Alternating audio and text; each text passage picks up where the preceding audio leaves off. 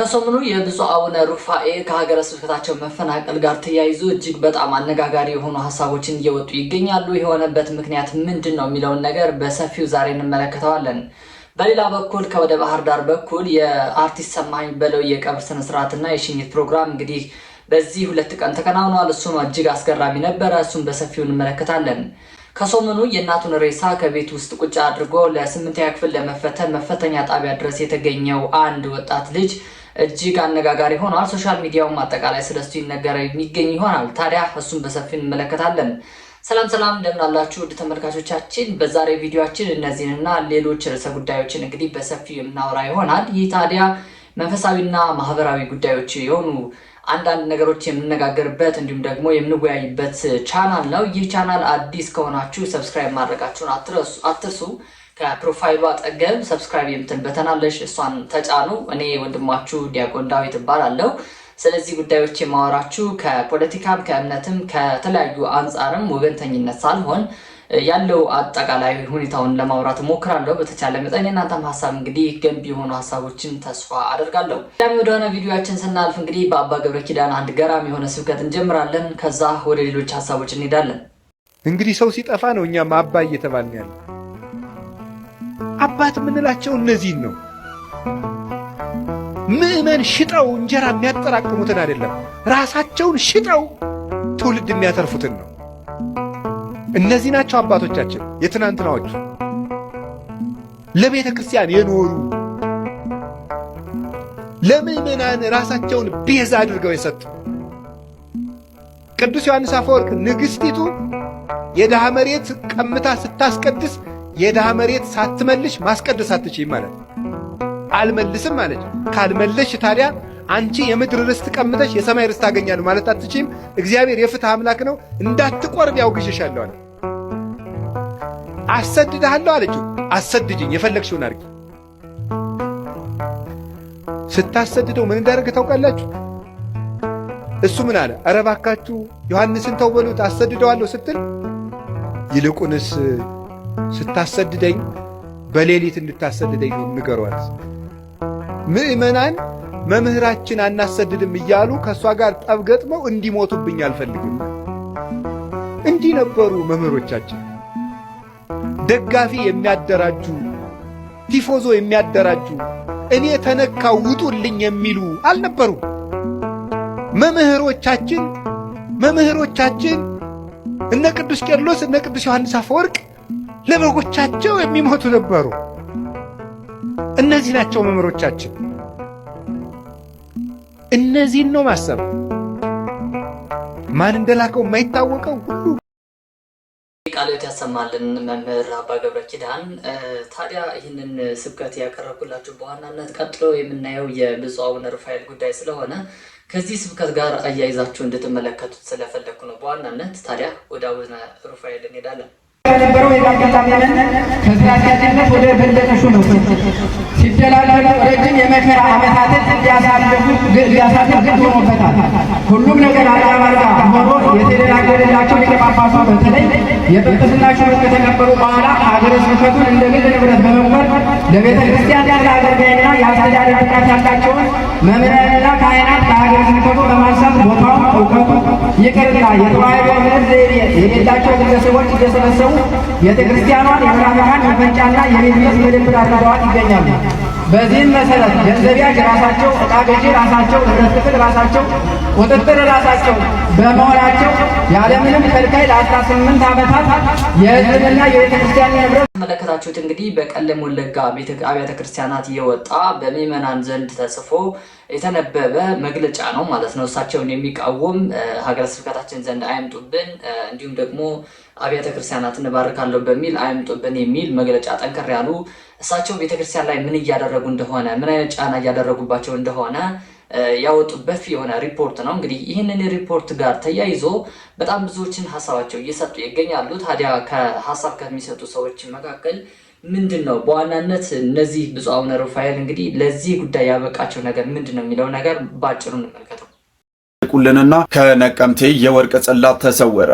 የነቀምቴ ሀገረ ስብከት ጽሕፈት ቤት በደብዳቤው ለመንበረ ፓትርያርክ ጠቅላይ ቤተ ክህነት ጽሕፈት ቤት እንዲህ ብሏል። ለረጅም ጊዜ በሀገረ ስብከቱ መንበረ ጵጵስና ልዩ ክፍል ውስጥ ይቀመጥ የነበረውና በብፁዓን አባቶች ዝውውር ወቅትም ሕጋዊ የጋራ ርክክብ ሂደት እየተደረገ የቆየው የወርቅ ጽላት ጥቅምት 25 2018 ዓ.ም በተደረገው ፍተሻና ምዝገባ ይቀመጥ ከነበረበት ክፍል ሊገኝ አለመቻሉን ገልጸዋል። ይህንንም በወቅቱ ለሀገረ ስብከታችን ሊቀ ጳጳስ ሪፖርት አድርገን ብፁዕነታቸው ደግሞ ለመንበረ ፓትርያርክ ጠቅላይ ቤተ ክህነት ጽሕፈት ቤት በጽሑፍ አመልክቷል ብለዋል። እስካሁን ደግሞ አለመገኘቱ ንብረቱ ርቆ እንዲሄድና ደብዛው እንዲጠፋ እድል የሚሰጥ በመሆኑ እንዲሁም በአካባቢው ሕዝበ ክርስቲያን መካከል ቁጣን እየቀሰቀሰ ይገኛልን ብለዋል። ስለሆነም ጽሕፈት ቤታችን ጠይቆ ባገኘው መልስ መሰረት ብፁዕ አቡነ ሩፋኤል መለከታችሁት ከዚህ ቪዲዮ ጋር ተያይዞ የተለያዩ ሀሳቦችን አነሳለሁ። እንግዲህ በነቀምቴ አንድ የወርቅ ጽላት ድሮ ቀደምት የነበረ የወርቅ ጽላት ነበረ። ይህንን ከመጥፋቱ ጋር ተያይዞ ነው እንግዲህ ብፁዕ አቡነ ሩፋኤል በዚህ ጉዳይ ላይ ተወቃሽ እየሆኑ የመጡት። ምክንያቱም እሳቸው ነው ሀገረ ስብከቱን የሚመሩት። እንደገናም ደግሞ የስልጣን ርክክብ ሲደረግ ማለትም የአንድ ጳጳስ ወደ ሌላ ጳጳስ ሀገረ ስብከቱን ሲያስረክብ እንዳጠቃላይ በዚህ መልኩ ያስረክቡ ነበረ። እንግዲህ በሳቸው ነው እንግዲህ የጠፋው እየተባለ ይገኛል። ከዚህ ጉዳይ ላይ ተያይዞ እንግዲህ በጣም ብዙዎች እዚህ ሶሻል ሚዲያ ላይም መነጋገሪያ ሆኖ እንደነበረ ታስታውሳላችሁ። ታዲያ አሁን ላይ ነገሩ እየከረረ መጥቶ እሳቸው ከመንበረ ጵጵስናቸው ከሚያገለግሉበት የሀገረ ስብከት ዋና መምሪያ ቦታው ተነስተው ወደ ሌላ ቦታ እየተንቀሳቀሱ ይገኛሉ። ከዚህ ጉዳይ ተያይዞ እስኪ ቪዲዮ ልጨምርላችሁ። በእኛ በኦርቶዶክሳውያን ላይ በሚደርሰው መከራ የመጀመሪያ ተጠያቂዎቹ የቤተ ክህነት ሰዎች ከጠቅላይ ቤተ ክህነት አንስቶ እስከ ሀገረ ስብከት ያሉ ሊቃነ ጳጳሳትን ጨምሮ እንደሆነ ምዕመኑ እንዲያውቅ ይህንን መረጃ አጋራችኋለሁ። ይህንን ቪዲዮ ለበርካቶች እንዲደርስ ሼር አድርጉ። ምዕመኑ እኩል የሆነ የጠራ መረጃ ይኖረው። እዚህ ላይ በርካታ ስራ መስራት አለብን። እኒህ የምታያቸው ሊቀ ጳጳስ የ7 ሀገረ ስብከት ሊቀ ጳጳስ በነበሩ ጊዜ ኦነግ የተቆጣጠራቸው ስፍራዎች ላይ ሁሉ እየሄዱ መንፈሳዊ አገልግሎት ይፈጽሙ ነበር እና የዛን ጊዜ ምን ብለው ነበረ?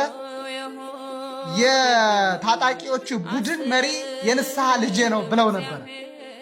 የምታስታውሱ ከሆነ የሚያስታውስ ሰው ካለ ቄለም ወለጋ ልጆች አሉኝ፣ የታጠቁ እኔን የሚጠብቁኝ ልጆች አሉኝ ብለው ተናግረው ነበር። አንረሳውም፣ አንዘነጋውም።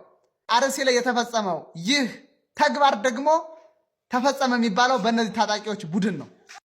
ስለዚህ እኒህን ሰው በምስሉ እንደምታዩት መጠየቅ አለብን። በዚህ መልኩ የተለያዩ ሀሳቦች እየተነሱባቸው ይገኛሉ። ብፁዕ አቡነ ሩፋኤል እንግዲህ በጣም አወዛጋቢ የሆኑ ሰው ናቸው። አንዳንዴ መንፈሳዊነታቸው ሊታይ ይሞክራል፣ አንዳንዴ ደግሞ በጣም ይሄ ከታጣቂዎች ጋር ያላቸው ህብረት፣ ከተለያዩ ነገሮች ያላቸው ህብረት በጣም በብዙ ክርስቲያኖች ጋር እየተነሳ ይገኛል። እንግዲህ እሳቸው አሁንም ቢሆን ከሀገረ ስብከቱ የለቀኩት ወይም ደግሞ ወደ ገጠር አብያተ ክርስቲያናት የሄድኩትና በወረዳዎች አካባቢ ያለሁት ለተማሪዎች የስልጣን ክህነት ለመስጠት እንዲሁም ደግሞ በተለያዩ የገጠር አብያተ ክርስቲያናት ተንቀሳቅጬ ህዝቡን ልባርክ፣ ህዝቡን እንግዲህ ትምህርት ወንጌል ላስተምር ነው እንጂ ማንም ይህንን ነገር አላደረገብኝም፣ ውሸት ነው እያሉ ይገኛሉ። እስኪ አንድ ቪዲዮ የእሳቸው ቪዲዮ እንመልከት። ቤተክርስቲያኒቱ የተቸገረችው ነገር ካለ ከመንግስት አካላት ጋር እየተነጋገርን እንፈታለን። በግብር አከፋፈል፣ በአንዳንድ በጣና ይዞታ በይዞታ መቀማት ምናምን ያሉ ችግሮች ካሉ ቁጭ ብዬ በዚህ 3 ቀን እፈታላችኋለሁ። እግዚአብሔር ከእናንተ ጋር ይሁን። በዚህ ገጠር ያለችዋን ቤተክርስቲያን እስከ እሑድ ማታ ዞሬ በእያንዳንዱ አጥቢያ ቤተክርስቲያን ስልጣነ ክህነት እየሰጠው ህዝቡን እባርከዋለሁ፣ ህዝቡን አስተምረዋለሁ፣ ህዝቡን እቀድሰዋለሁ። እግዚአብሔር ከእናንተ ጋር ይሁን። እግዚአብሔር ይባርካችሁ። ይህንን ነገር የተናገሩት በዲማ ሆነው ነው። ከሀገረ ስብከታቸው ወደ ዲማ አምርተው ነበረ። በዛ በዲማ ደግሞ ተማሪዎችን ስልጣነ ክህነት ልሰጥ እንዲሁም እናንተን ወንጌል ላስተምራችሁና ልባርካችሁ ነው የመጣሁት ከአንዳንድ የመንግስት ኃይላት ጋር በመተባበርም የቤተ ክርስቲያኗ ይዞታዎችን ለማረጋገጥ ነው የመጣሁላችሁ እያሉ ይገኛሉ። እውነታው ግን እንግዲህ ቀደም ብዬ እንዳሳየኋችሁ ልጆቹም እንደገለጹት የአባ ገብረ ኪዳን ስብከትም እንዳያችሁት እንደዛ አይነት ነገር ነው። ብፁዕ አቡነ ሩፋኤል እንግዲህ ከዚህ ጉዳይ ላይ ተያይዞ እጅግ በጣም የሚጠለጠሉ መንግስትን ደግፈው በጣም ብዙ ክርስቲያኖችን የሚያስገድሉ የታጣቂ ቡድን መሪ ናቸው የሚሉም አልጠፉም። ታዲያ እንደ አጠቃላይ ሀሳቡን ሰብሰብ አድርገን ለማየት ስንሞክር እንደ ቤተክርስቲያናችን አስተምህሮ መሰረት እንግዲህ ህዝብ ከጠላችሁ እጅግ በጣም አስከፊ የሆነ ነገር ነው። አሁን እያየነው የመጣን ነገር ብፁዓን ሊቃነ ጳጳሳት ምን ያህል ተቀባይነታቸው እየወረደ እንደመጣ ምን ያህል ያ በጉጉት ለማየት በጉጉት መስቀላቸውን ለመሳለም ከነሱ ለመባረክ ሲሰግድ ሲንበረከክ ይውል የነበረው እነሱን ለማክበር ስንት ዋጋ ሲከፍል የነበረው ምዕመን አሁን ላይ እየጠላቸው ብፁዓን ሊቃነ ጳጳሳት አስገዳዮቻችን ናቸው፣ እኛ እየተገደልን እየሞትን እነሱ ዝም ይላሉ የሚል እጅግ በጣም ከባድ የሆኑ ሀሳቦችን እያነሳ ይገኛል። ክርስቲያኑ በዚህ ልክ መንቃቱ እውነት ለመናገር ደስ የሚል ነገር ቢሆንም አንዳንዴ ግን ብፁዓን ሊቃነ ጳጳሳት እጅግ በጣም ያወረደ ነገሮች እየሰራ እንገኛለን። እሱም ደግሞ ቢስተካከል መልካም ነው ብዬ አስባለሁ። ታዲያ እናንተ ሀሳብና አስተያየት በዚህ ጉዳይ በተለይ በአቡነ ሩፋኤል ጉዳይ ላይ ምን ይመስላል የሚለውን ነገር በኮሜንት ላይ ብታሳርፉ መልካም ነው፣ እንወያይበታለን። አሁን ግን ወደ ቀጥታ ወደ ሌላ ቪዲዮ ወስዳችኋለሁ።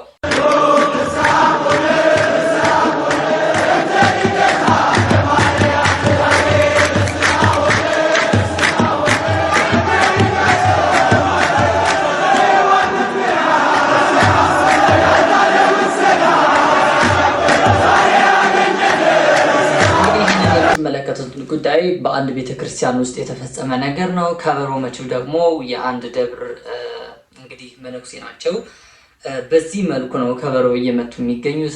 አሁን ላይ ቤተክርስቲያን ስርዓቷ በጣም እጅግ እያዳከመብን የሚገኘው በተለይ የከበሮ ስርዓታችን እንግዲህ ወደ ዘፈን ያደላ ይመስላል። እጅግ በጣም መዝለል፣ እጅግ በጣም መጮህ የተሞላበት ነገር ነው። እውነት ነው። አባቶቻችን ከበሮ እንዴት መመታት እንዳለበት፣ እንዴት መወረብ እንዳለበት በደንብ አድርገው አስተምረውናል። እስኪ ከዚህ ጋር ተያይዞ ብፁዕ አቡነ ኤርሚያስ የተናገሩት ነገር አለ። እሱን እናስማና ሀሳቡን መለስበታለሁ። መምህራኑም ዝም አትበሉ፣ ልጆች ናቸው። እነሱ ጭብጫቦ መድመቁን ነው የሚያዩት። አቤት ከበሮ እንዴት ይዞት ዞረ የሚለውን አድናቆት ነው የሚያስቡት። ልጆች ናቸው፣ ወጣቶች ናቸው። ተው ልጄ ተው፣ እንዲህ አይደለም።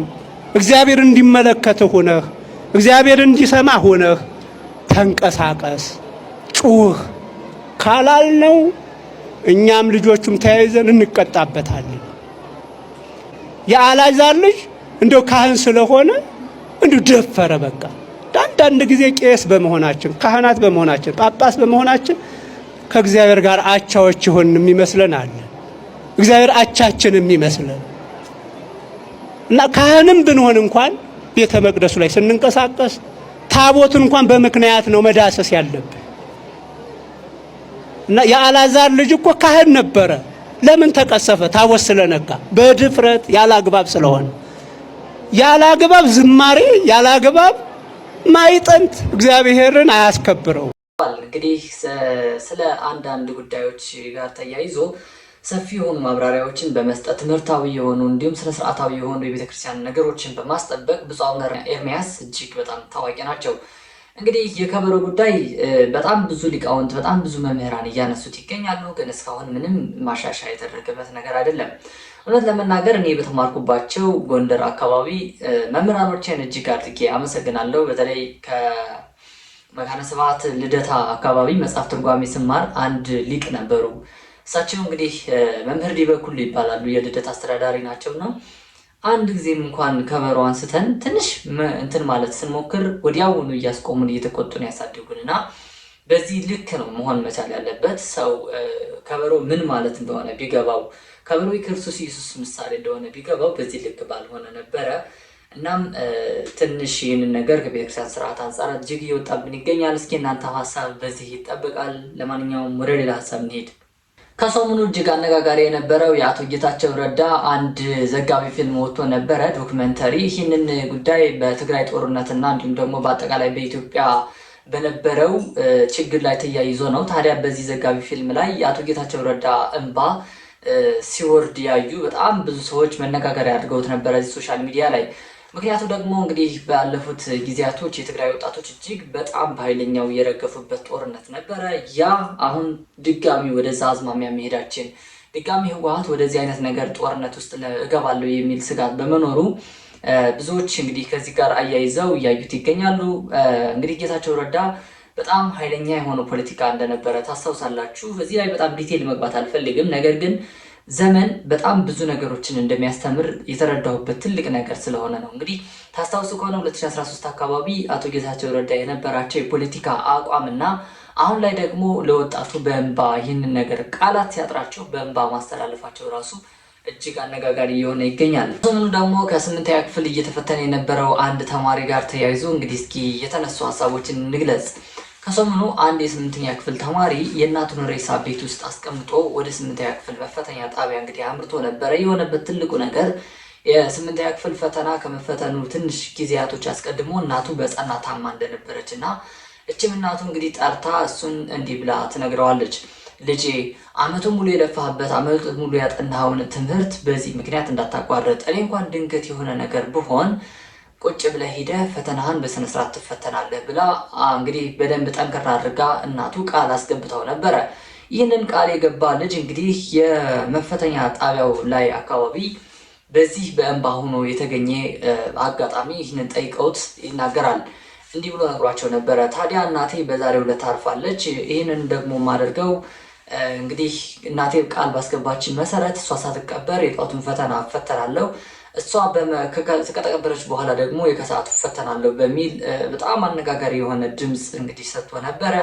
ብዙዎች ይህንን ነገር በጣም በተለያዩ አጋጣሚዎች እያነሱት ይገኛሉ። እንደዚህ አይነት ነገሮች አይከሰቱም አንልም፣ በጣም በኃይለኛው ይከሰታሉ። በተለይ ደግሞ 12ኛ ክፍል ተፈታኝ ስትሆኑ እንዲሁም 8ኛ ክፍል ተፈታኝ ስትሆኑ እጅግ አንገብጋቢ ታይም እንደመሆኑ መጠን እንግዲህ እንደዚህ አይነት ነገሮች ሲከሰቱ በጣም መበርታት ይኖርባቸዋል።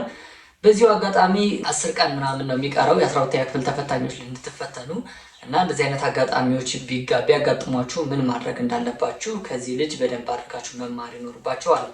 በነገራችን ላይ በባለፈው ዓመት እኔም የ12ኛ ክፍል ተፈታኝ ነበርኩና ጭንቀቱ፣ ሀዘኑ ያለው ነገር ንባቡ እንዳጠቃላይ እንዲህ እሱን ነገር በዚህ ጉዳይ ላይ እንድታስኬዱ ትፈልጋለሁ። ለማንኛውም ወደ ሌላ ሀሳብ እናምራ።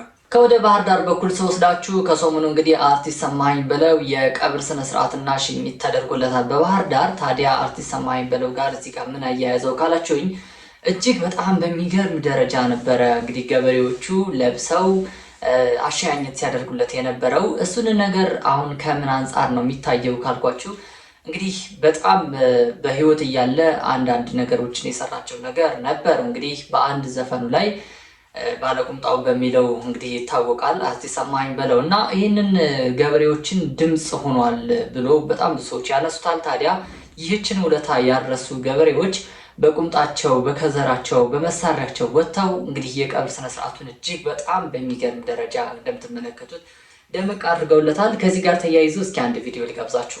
ባላገሩን በቁምጣው ኮርቶ እንዲሄድ ቀብረር እንዲል ያደረገው አርቲስት ሰማኸኝ በለው ከህልፈተ ህይወቱ በኋላ በባህር ዳር ከተማ ድንቅ በሆነ ሁኔታ አሸኛኘት ተደርጎለታል። ልክ ነው፣ ይገባዋል። እሱም እኮ በአንድ ወቅት እንዲህ ብሎ ነበር። በቁምጣው ይሸማቀቅ የነበረውን ማህበረሰብ ደረቱን ነፍቶ ከተማ እንዲያደርገዋለሁ። ትክክል።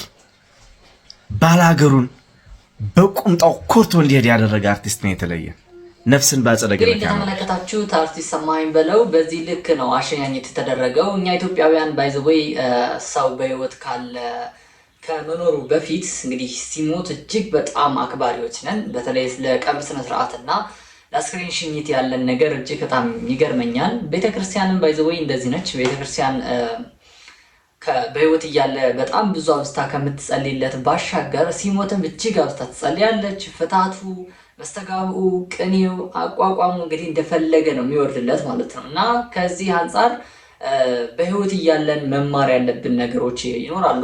በህይወት እያላችሁ በአንድም በሌላ መንገድ መንፈሳዊ ሆናችሁ ዓለማዊ ኮንተንት የምታቀርቡ ሰዎች ሁሉ ቢያንስ ያሳደጋችሁና ያስተማራችሁን ወደዚህ ከፍታ እንድታድጉ ያደረጋችሁን ማህበረሰብ በሆነ ነገር መጥቀምና ማገዝ በሆነ ነገር መርዳት እንዳለብን የተሰማን ትልቁ ነገር ነው። እንግዲህ አርቲስት ሰማኸኝ በለው በአንዲት ሙዚቃው ብቻ በጣም ብዙ ገበሬዎችን ወክሎ ነበረ። በቁምጣቸው ከተማ ላይ እንዲወጡ አድርጊያቸዋለሁ። በቁምጣቸው ይሸማቀቁ የነበሩ የጎጃም ገበሬዎች እንዲሁም የተለያዩ የኢትዮጵያ ክፍል አካባቢ ገበሬዎች እንግዲህ ቁምጣቸውን ለብሰው እንዲመጡ አድርጊያለሁ ብሎ የተናገረው ነገር እጅግ አነጋጋሪ ነበረ። ታዲያ ከዚህ ጋር ተያይዞ ባለቁምጣዎቹ እውነትም እንዳኮራቸው አኩርተው ቀብረውታል። በስነ ስርዓት ሽኝቱ አድርገውታል። እንደምትመለከቱት በጣም ብዙ ፉከራ፣ በጣም ብዙ ነገሮችን አድርገው እንግዲህ የቀብር ስነ ስርዓቱን አከናውነዋል። በአጠቃላይ የዛሬ ሀሳቦቻችን እነዚህን ይመስሉ ነበረ። ታዲያ የእናንተ ሀሳብና አስተያየት እንዲሁ እንደተጠበቀ ነው። በኮመንት ሀሳብና አስተያየታችሁ ማሳረፍ ትችላላችሁ። እንዲሁም ሰብስክራይብ ማድረጋችሁን አትርሱ እንላለን። በማህበራዊ እንዲሁም ደግሞ መንፈሳዊ የሆኑ ጉዳዮችን በዚህ ቻናል በዋናነት እንመለከታለን። ሰላም፣ እግዚአብሔር ከእናንተ ጋር ይሁን። ቸር ሰንብቱ።